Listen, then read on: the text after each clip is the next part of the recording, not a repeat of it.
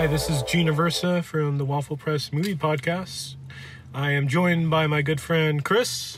Also known as Patches, also known as Matcha, man of a million names. Christian Morguita. Thank you for joining me. Of course. And we just saw Pacific Rim Uprising a month before its release. A little over a month, actually, but still, yeah. Kind of impressive. Mm-hmm. And it's embargoed, so we'll probably release this a little closer to the release, but it was cool to see it, a film that no one else has seen. And just jumping right into it, Patches, you're a fan of the first Pacific Rim? I would say a huge fan. Mm-hmm. Maybe not as big as a lot of other people, but that is the only film outside of Scott Pilgrim that I saw in theaters more than once. Twice? Yes. I'm a big Del Toro fan, so I'm, a huge Pacific Rim fan. So, and Pacific Rim, I felt is the good version of Transformers. It's what 5-year-olds should be seeing, or if they want to see giant monsters fight each other, it's that perfect movie. And it's 5 years later. So Pacific Rim Uprising, it is more of a next generation type of film. Spoilers here, but it's 10 years after the first film. Some characters have gone, some have some are barely even mentioned in passing, actually. Yes. You don't know where they are, but yeah, I thought that was cool though, that it's like this next generation. It was kind of like a Gundam thing. Is that the thing in Gundams? I actually not too sure, so don't hold my breath on that. Okay. But it was definitely one of those movies where it felt like they were passing the torch on to a newer generation. I think the best analogy of a recent movie that would fit in that mold would be Creed. Creed, okay. You have Rocky Balboa handing the torch off to Adonis Creed and pretty much, taking up his father's legacy, but not really, which actually, without getting too spoilery, was featured in Pacific Rim Uprising. You have his son, Jake Pentecost, I believe.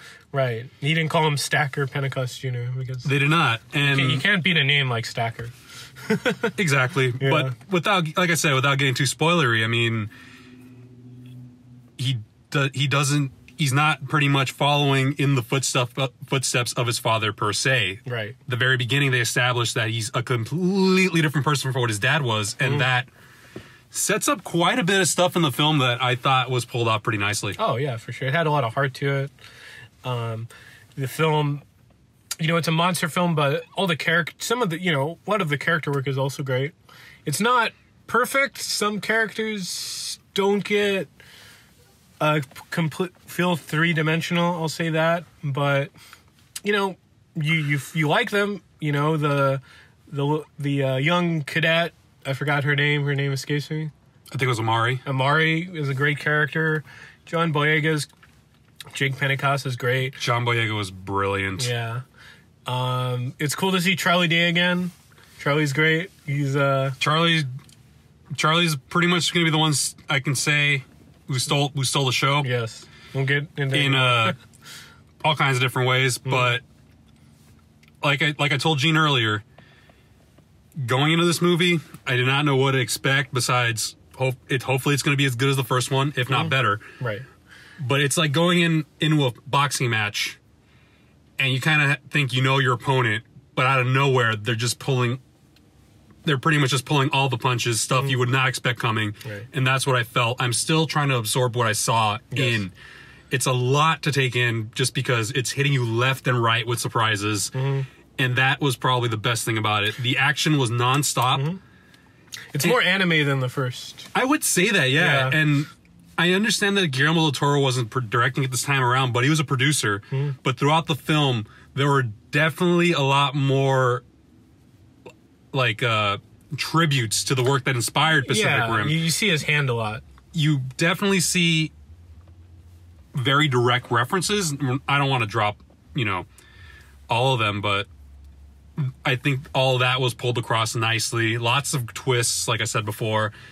The only things that I agree with Gene on was the fact that character development was not as good as the first movie. No, yeah. So, like you said, some characters felt a bit two-dimensional. There were a lot of characters who I would have loved to see fleshed out a bit more, a lot more rounded out. Yeah. And there was a lot of Yamchas, if we're saying this. He definitely had, not to get too like off topic, but I feel like he did have development in the original Dragon Ball. Okay. But as with a lot of people in Dragon Ball, once it turned into Z, they became really staticky.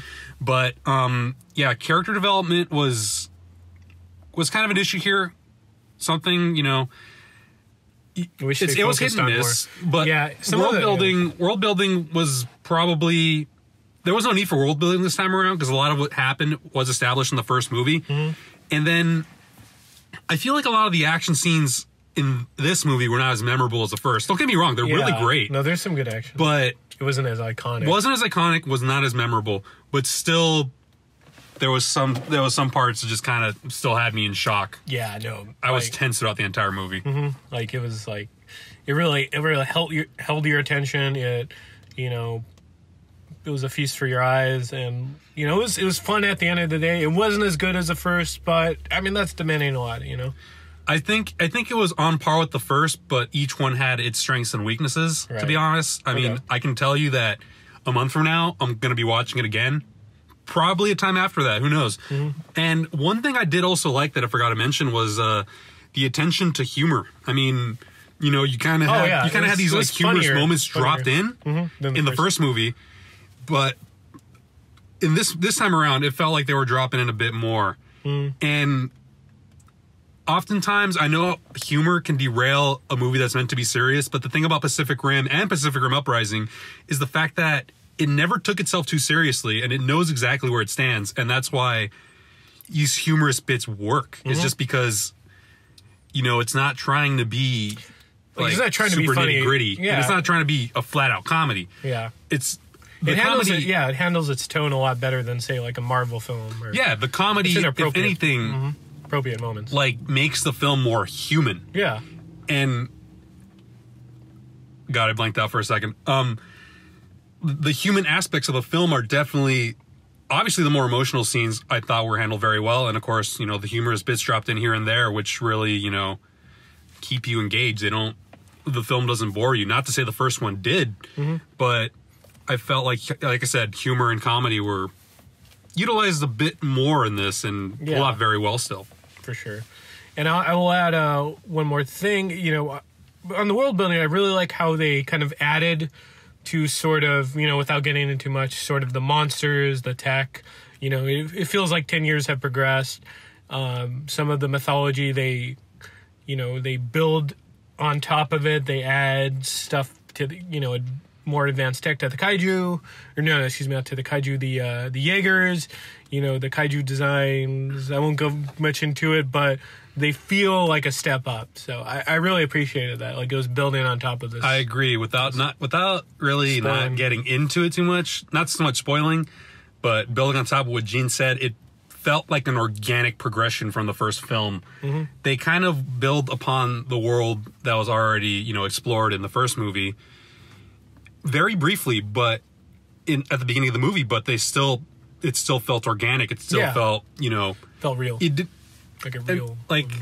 I don't mean to bring. I use anime a lot as he's a big anime fan. Yeah, big anime fan, and I use this, but an example of good and bad world building in this case would be One Piece versus Attack on Titan. One Piece, obviously, for even if you're not familiar with it, they do world building in a way that's very simple, which doesn't overcomplicate the plot, which kind of helps it branch out, and you got all these different things going on that, you're keeping a close eye on, whereas on Attack on Titan, every time they tried to world build, it made sense at the very beginning, but the more it got political, one of the main reasons I dropped it was things got way too confusing, and their world building just kind of made no sense at times. And both Pacific Rim films fall on the the One Piece side of the spectrum, where very simple, to the point, and it just makes sense. Everything felt. Yeah. It was there for a reason. It was there for a reason. It's just not, shoehorned in for no reason. Oh, for sure. So, we really enjoyed it. It is a film you would definitely want to see in the biggest format possible. Del Toro would be proud of Stephen DeKnight on this. And yeah, I sure hope he is. I mean, I hope so. I'm like I said, I'm gonna see it probably again when it comes out, and I'm definitely adding this to my Blu-ray collection. Yeah, no, and Del Toro would have to have liked it. He liked Atlantic Rim, the Asylum knockoff of Pacific Rim. And that's what I like about him. I think he's a very easygoing guy that's not too up in his head. And obviously, if he greenlit this, there's a reason for it. Mm-hmm. And he had to have been thoroughly impressed, because I know I was. Yeah, definitely. And just wrapping up here, Patches, where can people find you at? On Twitter, Instagram? You can find me on Twitter at Machapon_. Mm-hmm. The underscore is the symbol. Yeah. But you may know him from his pun. Maybe. I don't know at this point. I don't tweet as much, but I try to keep it. I try to cut back on the shit posting, if anything, but I'm always willing to engage in some conversation of any sort. Yeah. But yeah. Cool. And you can find me on Twitter, Instagram, Gene9892. Follow Waffle Press on Facebook, Twitter, YouTube, and iTunes. Thank you. We've been professionally unprofessional.